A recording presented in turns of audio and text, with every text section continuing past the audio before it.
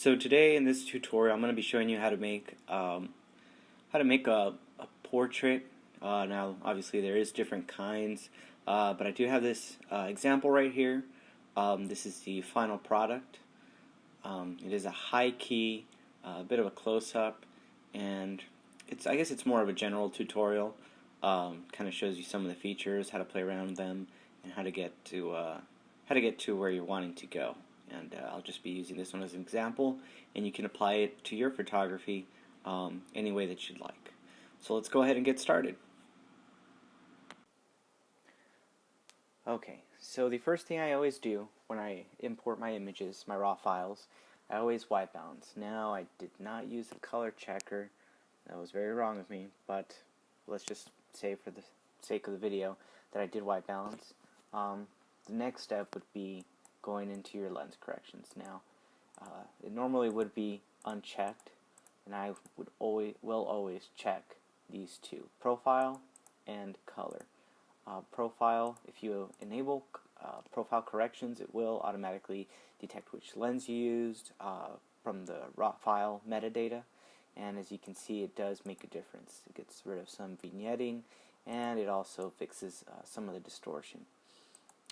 The next one would be remove chromatic aberrations. Now, we don't really have any chromatic aberrations in this photograph. That usually occurs when I've noticed when there's a lot more metallic items, or there's sunlight, or just light rays hitting from all different directions. But I always click it anyways, just to be safe. Now, what would be the next step? Well, next step would be going into your basic editing. Let's see. So first thing is first. Now, I love light. Again, this is going to be all subjective, so there is different ways about going about this, and if you have a faster way or a better way of doing it, all power to you. But this is the way I do it, this is the way I've been used to it, and this is the fastest process for me. Now, as I said, love light, so I'm just going to go ahead and give this a little bit more light over here. What would be the next step? Well, it's not going to be contrast, actually, or highlights or shadows. I'm actually going to go into blacks. And there's two ways that we could check it now. We can see our blacks here in the histogram on the left-hand corner. Now, there's nothing hitting on the left, meaning all our blacks are pretty much open. They're not as dark as they should be. So I'm going to go ahead and actually click Alt, and then I'm going to go ahead and start sliding over the blacks to the left while holding the Alt button. As you can see, what I have done here is start pulling out more darkness in those blacks, if that makes sense. So we can see on our histogram, we finally started tipping over to the left, and we can see actually in the middle of the photo, what's coming out is actually the blacks that are starting to get darker and darker. And there you have it. But don't want it completely black. We actually just want a hint of it. Don't want to have a black blob in the middle of your photo. Now we're going to want to go ahead and do the same thing with your whites. Now, this is what's going to happen when you first click on it. If you're doing a high key like I did with the white background, you're already going to have some spots open up, which is totally fine. That's what high key is. You want to have a completely white background.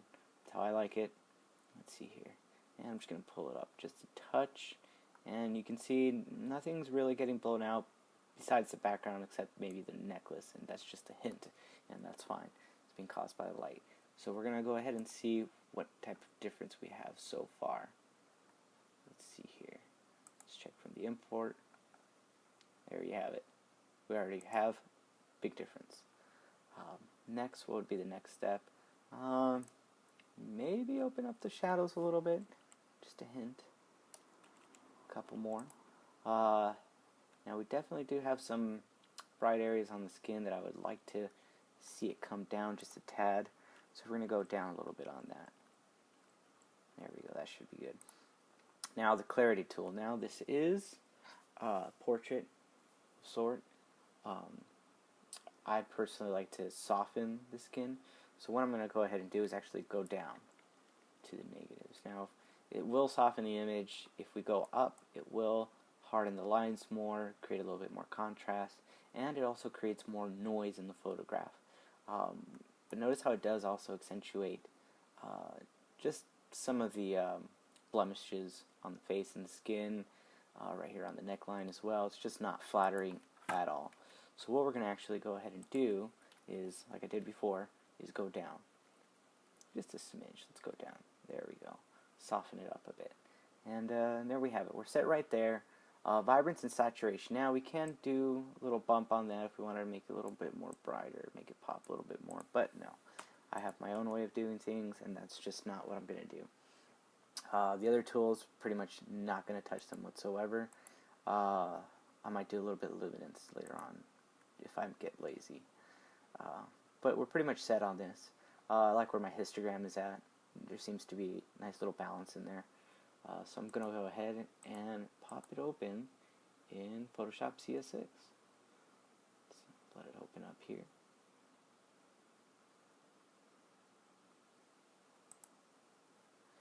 And we're going to hit Control-0, open it up all the way.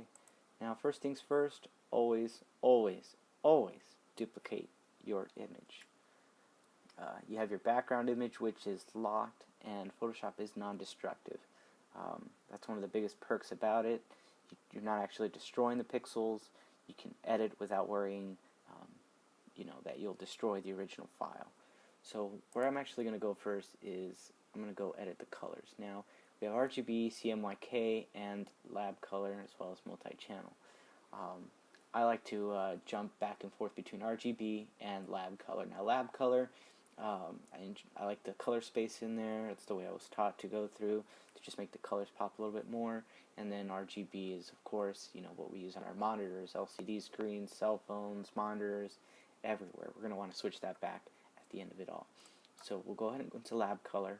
What's the first thing it's going to ask you is actually changing modes can affect the appearance of layers. Flatten image before mode change, and we're going to click don't flatten. Like I said, Photoshop is non-destructive, and we want to take advantage of that.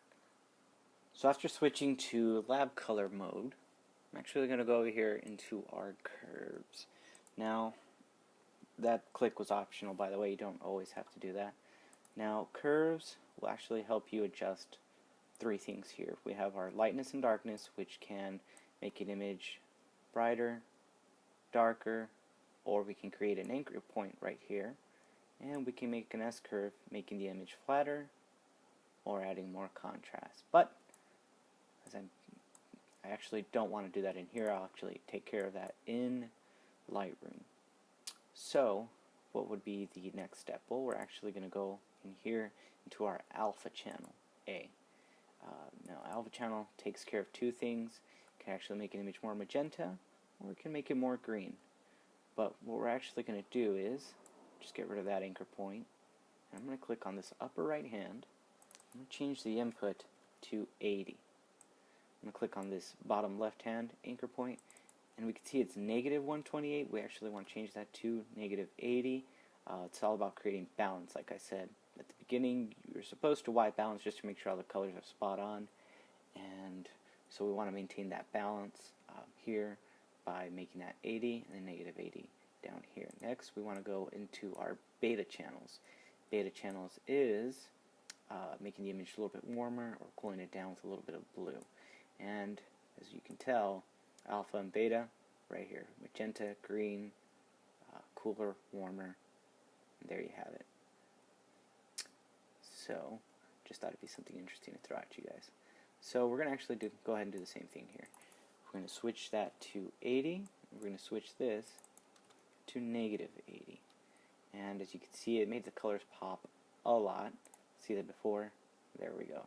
So you can see everything. You can see the colors are okay. You can tell that's blue. You can tell that's red. Everything, personally, for me, just seems a little bit died down. We can make it pop a little bit more, making the colors pop in a balanced way. This is what I like about it. You're making the colors pop, and you're maintaining that balance. You're making sure that the reds are popping just as much as the blues, the greens, or the yellows. But it is a little bit too much for me, so I'm actually going to lower the opacity on this top layer. I'm just going to switch that over to maybe about negative 20, and there we go. It just adds a hint of color, and that's what it's all about. You don't want to go over the top. It's all about just a little hint of this, a little hint of that, and that's what really makes the photograph. So we went ahead, we added that. Now we're going to have to actually merge this down. But the good part is we have this bottom layer that's still our background, which is, like I said, good because Photoshop, non-destructive, don't have to worry about destroying the original file. So we're actually going to go ahead and just switch on over to RGB because we will need to go back there at some point. Again, this is going to pop up. Flatten image before mode changing. Don't flatten the image. Now the next thing that I'm going to do is go ahead and hit Control J. This will duplicate your layer. You can always just right click it and duplicate layer right here. But Control J shortcut works beautifully. Now I'm going to go ahead and hit Z. There's the magnifying glass you can actually click on. We're going to start zooming in. Next we're going to want to try and fix, any small imperfections, I guess you might call them. Not really imperfections, just really what makes a person. But in our industry, sometimes we got to do this. So we just want to take out these little spots. Now I like to use the patch tool right here. You can use spot healing, which pretty much just has a special algorithm Photoshop set up for it, where if you just click on a spot, it just takes the information that's around that circle and kind of puts it all together to blend it into that small area. You can do that. I personally don't like to. And like I said, it uses algorithms, and I'd rather just do it by my own eye. So actually going to circle around that area, and I'm going to go ahead and select an area that looks pretty spot on, and that looks good to me. So there we have it. And then we're just going to take out some, any other small areas that we want to change up a bit. A little bit of this, a little bit of that, and everything else is pretty good. I like it. Plus we gotta save some time here. Can't go through everything. Alright, so what would be next? Let's check right here on the neckline. There we go. So it all looks pretty good. So again, what would be the next step? The next step for me would be the bags under the eyes. Everybody has these. Every supermodel, every so-called, beautiful actress or actor, they have bags under their eyes. But how do we get rid of them? Now for me, like I said, this is all subjective. You can do this your own way. You could probably even try using the patch tool. Might even work. Let's try it out, see what happens. It did a decent job. Not bad. But for me, it just does not work. So I'm going to go ahead and backtrack there. What I'm actually going to go ahead and do is I'm going to go to clone and stamp. I'm going to lower the opacity right here to 9%. And the next step would be just making that the brush a little bit larger there. So we're going to go ahead and click Alt. We're going to sample this area here. So this area that I sampled here, once I click on over here, as you can see those crosshairs, as I move the brush, you can see the crosshairs move, and that's the area that it's sampling. And that's what I'm going to actually use to just soften the cheeks a little bit and remove those bags under the eyes. And I'm not sure if you could hear it, but I'm just continuously clicking, kind of airbrushing, smoothing everything out. And what I like about it is it does it subtly.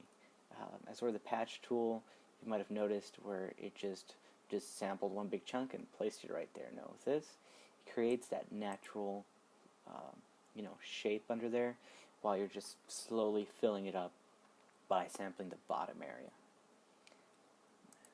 There we go. So we're going to go ahead and want to do the same thing over here. I'm going to airbrush this a little bit, just smooth everything out.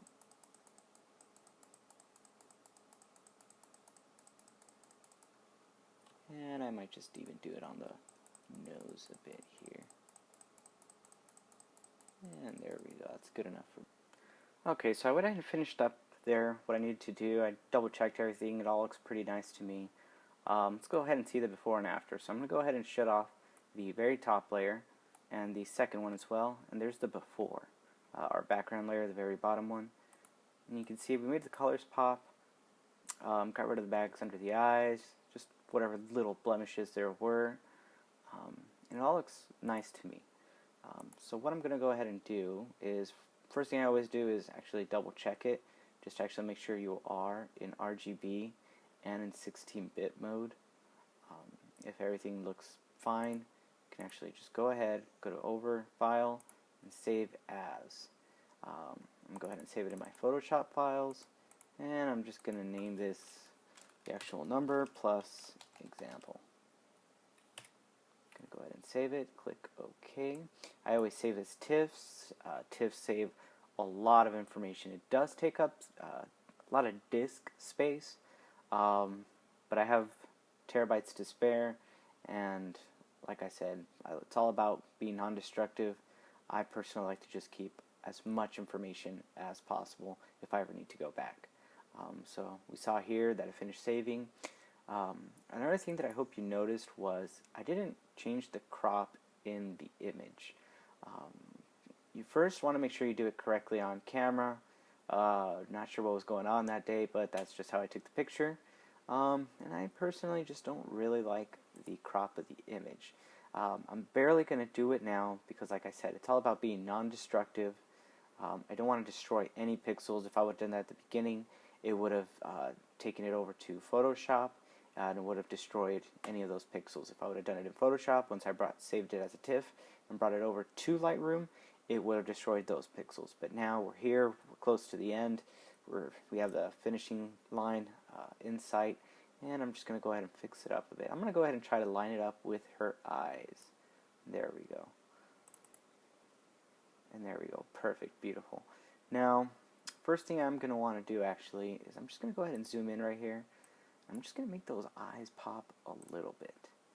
So I'm going to go ahead and go over here to the adjustment brush, or a location adjustment. Now this will allow you to do basic adjustments, like your temperature, your exposure, contrast, highlights, but you can actually do it within a certain area. So I'm going to actually go ahead and go right here. I'm going to go ahead and click on Show Selected Mask Overlay. Okay, now what that's going to do is actually going to highlight everything red that I'm going to be editing. It's actually not going to select any of the pupil or the reflection of the softbox, the wide area. And that's actually due to the auto mask. Masking is when you're only selecting a certain area to edit, and it's under auto mask, so it's automatically selecting the area that I clicked on, or certain pixels that look like it, which in this case would just be the retina of the eyeball. I'm just going to go ahead and select that. Then I'm just going to go over to the other eye, and I'm going to do the same exact thing. Only this time I'll go ahead and do it a little bit faster here. Go highlight, highlight, highlight. It's all looking good, pretty, beautiful, and gorgeous. I'm going to go ahead and zoom out just a little bit more.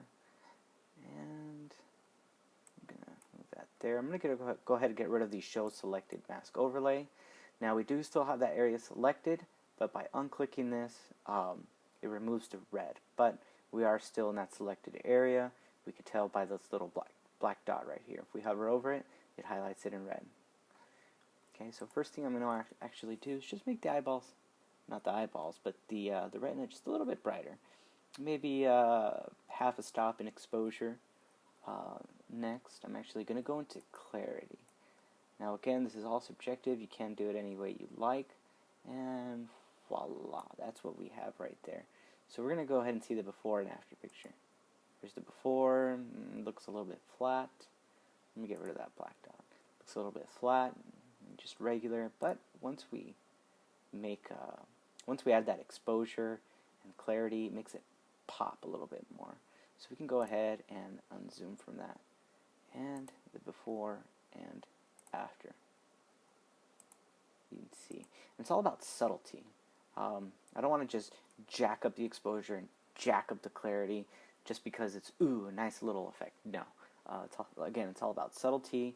You want to add a little bit more, do a couple of changes, and it all comes together beautifully to make the image that you want to make.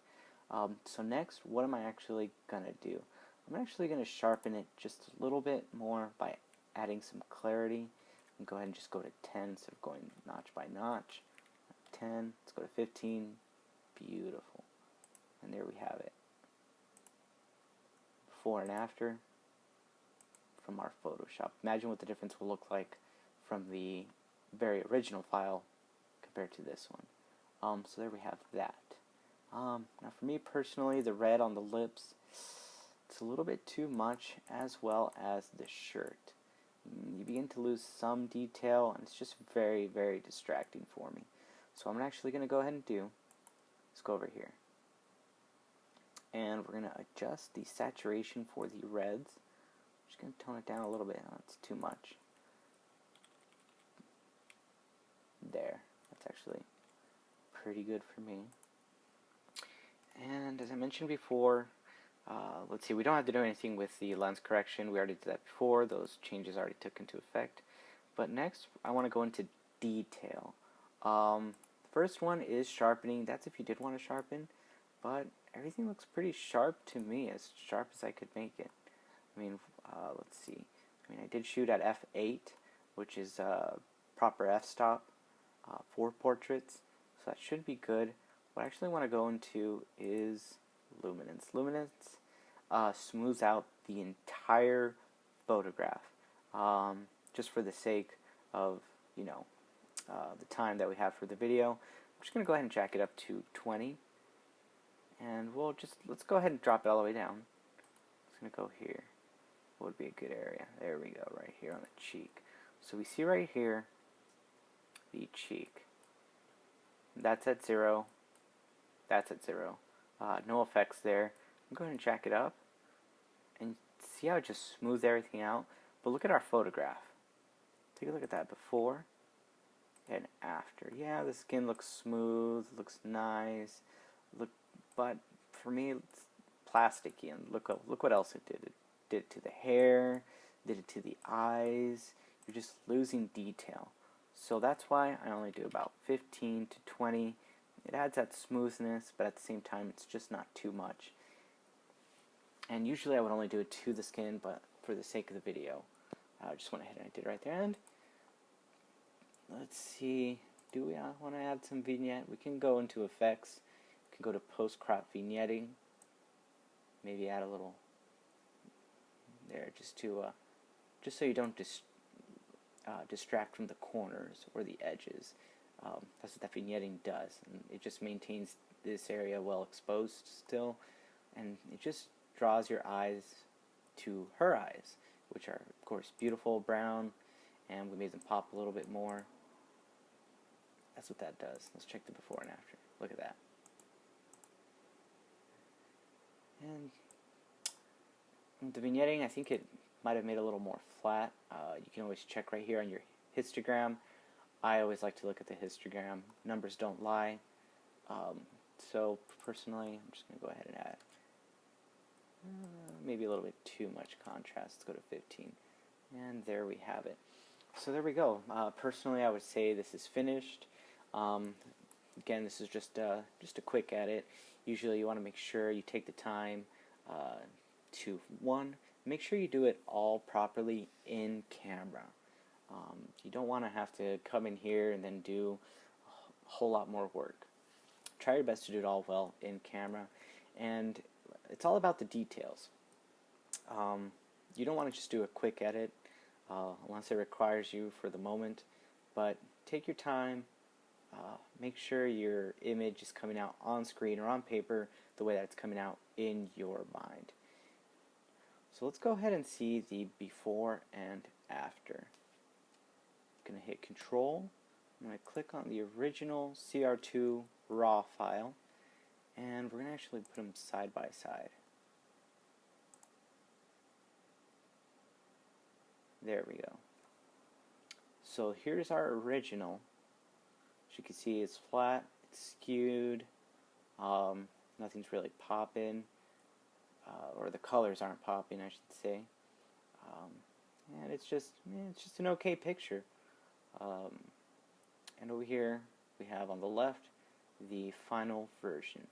As you can see, it looks a lot more beautiful. The colors pop, there's contrast. I personally like the composition. Draws your eyes to her eyes. You could definitely appreciate everything else, the colors, but it just works for me. Again, this is all subjective. You could do it many different ways. That's what photography is all about, and editing. There's just a million ways to do one thing. This is just one of the ways that I do it, and I hope it helped you guys out today. Let me know if you have a question. Go ahead and leave, constructive criticism in the comments. I'll definitely appreciate it. I'll change it up on my next videos, and hopefully you guys learned something from this. Thank you all for viewing. Have yourself a good day.